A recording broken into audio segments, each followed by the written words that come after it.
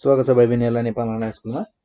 हामीहरुले म्याट्रिक्ससँग related short क्वेशन्सहरुको बारेमा discuss गरिरहेका थियौं। त्यो क्रममा हामीहरुले म्याट्रिक्सको क्वेशनहरुलाई सर्ट क्वेशन्सहरुलाई हामीहरुले चारवटा पार्टमा डिभाइड गरेका थियौं र त्यो क्रममा हामीले टाइप 1, टाइप 2, टाइप 3 डिस्कस गरिसकेका छौं। र आजबाट हामी टाइप 4 को क्वेशनहरु डिस्कस गर्ने छौं। र टाइप 4 को क्वेशनहरु डिस्कस गर्ने क्रममा मैले यहाँ एउटा क्वेशन लिएको छु। जस्तै क्वेशन छ हामीहरुको यहाँ if the inverse of the matrix is the matrix this, यानी कि calculate the value of m and n। हामीलाई दुईटा म्याट्रिक्स गिभन छ र भनिएको छ यी म्याट्रिक्सहरु एकअर्काका इन्भर्स छन् भनेर भनिएको छ र त्यो दुईटै म्याट्रिक्समा एउटा एउटा भ्यालु अननोन छ र त्यो दुईटै भ्यालुलाई क्याल्कुलेट गर भनेर भनेको छ। यो क्वेशन भनेको हामीहरुको पहिले सोधिएको पुरानो क्वेशन रहेछ अलि।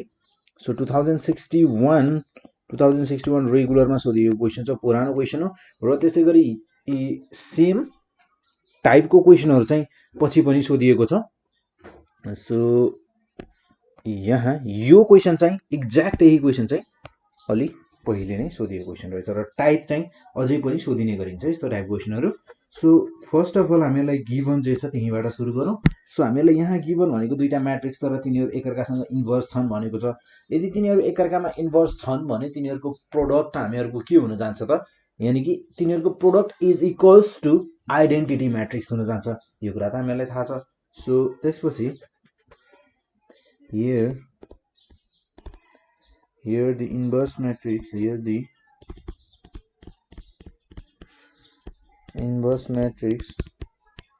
inverse matrix of 2m 7 5 9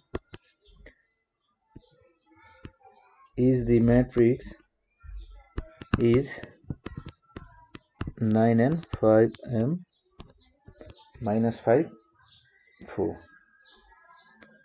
sorry 4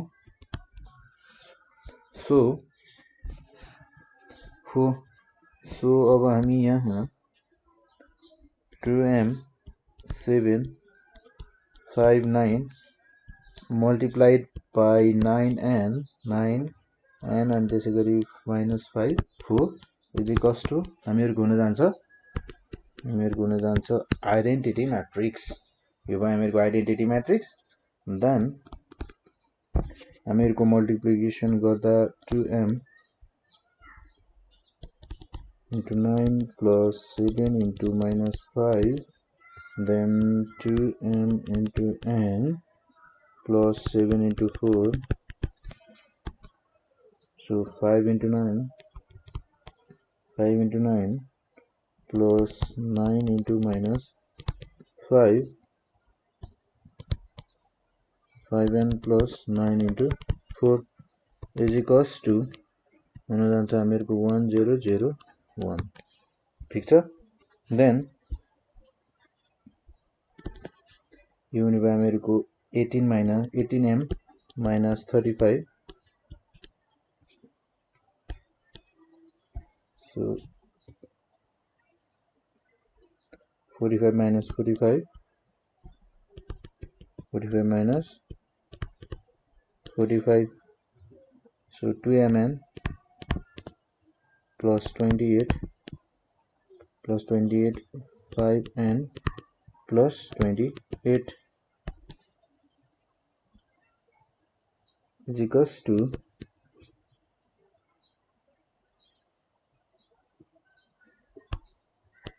हामीहरुको यहाँनिर हुने भयो 5n plus 36 है। so is equals to 1001। ठीक छ। then equating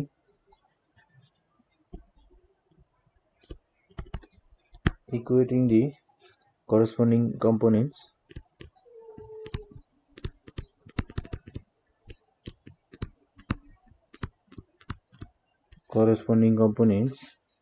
then 3n minus 14 is equals to 1। हामीहरुको corresponding एलिमेन्ट्सहरुलाई इक्वेट गर्दा जस्तै 18m minus 35 लाई हामी 1 सँग इक्वल गर्ने भयो। 18m minus 35 is equals to 1 र यहाँबाट हामीहरुले यसलाई बनाउँ ल, यसलाई इक्वेसन फर्स्ट। ठीक छ। र त्यसैगरी 2mn plus 28 is equals to 0. Slide on equation second. Then 5n plus 36 is equals to 1. Slide on equation third. From equation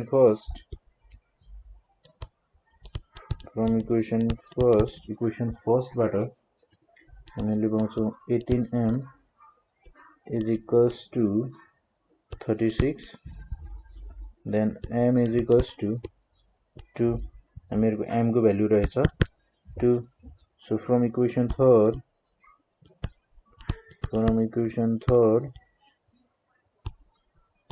5n plus 36 is equals to 1. And then 5n is equals to 1 minus 36. 5n is equals to minus 35. Then n is equals to minus 7.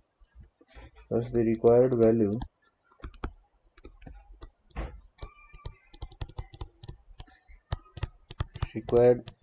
of m and n is m and n are 2 and minus 7, 2 and minus 7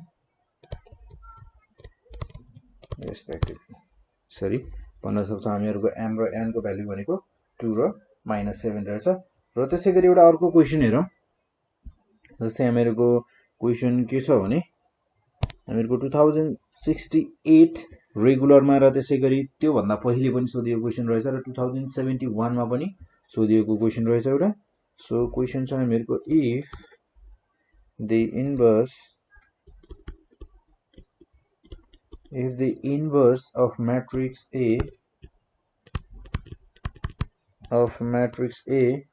is equals to 1 minus 2 0x. यो भयो हामीहरुको matrix A को elements is the matrix B. हामीहरुको 1 4 y 2 भनेको हामीहरुको यही भयो element B, matrix B का elements हरु. Determine the values of x and y.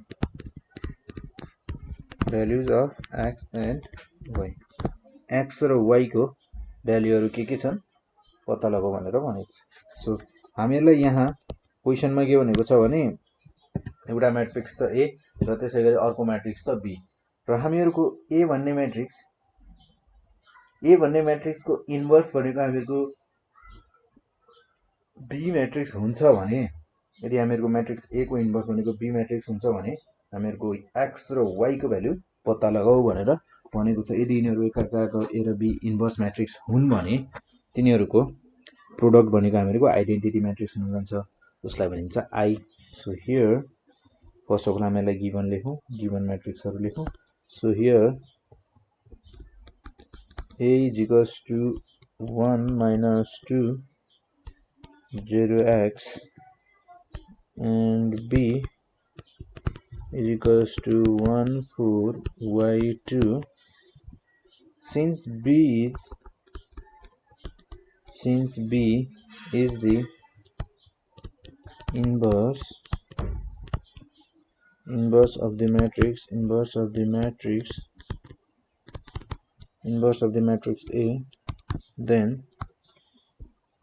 AB is equals to I.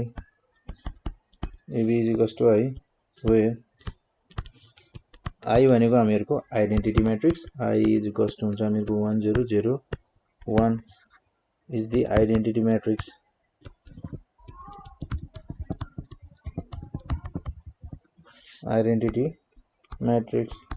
ठीक छ. Then so 1 minus 2 0x into 1 4 y2 ठीक छ is equals to identity matrix 1 0 0 1. Then हामीहरुको यो दुईटा म्याट्रिक्सलाई मल्टिप्लाई गर्दा हामीहरुले पाउने भयो 1 into 1 plus minus 2 into y, then 1 into 4 plus minus 2 into 2. त्यसैगरी हामीहरुको third element 0 into 1 plus x into y. So 0 into 4 plus x into 2. ठीक छ, is equals to यो नि भयो 1 0 0 1. Then अब हामी यिनीहरुलाई क्याल्कुलेसन गरौँ. 1 minus 2y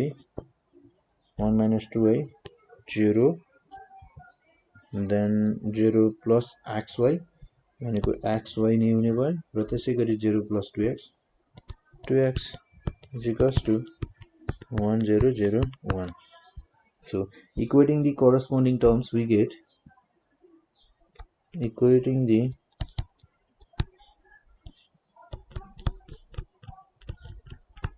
corresponding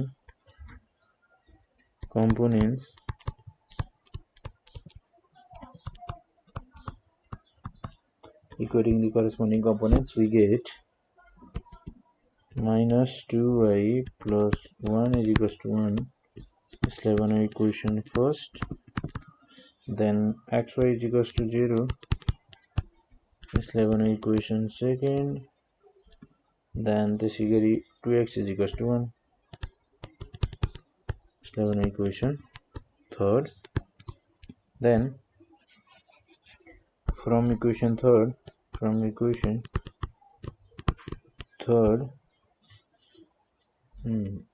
x is equals to 1 by 2. ठीक छ. From